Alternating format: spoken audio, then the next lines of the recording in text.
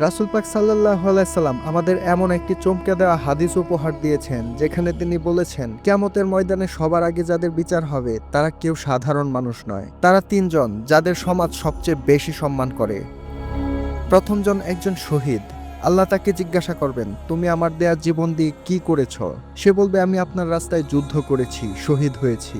আল্লাহ বলবেন, তুমি মিথ্যা বলছো, তুমি লড়েছিলে যেন মানুষ তোমাকে বীর বলে। তারপর তাকে জাহান্নামে নিক্ষেপ করা হবে। দ্বিতীয়জন একজন দানশীল ব্যক্তি।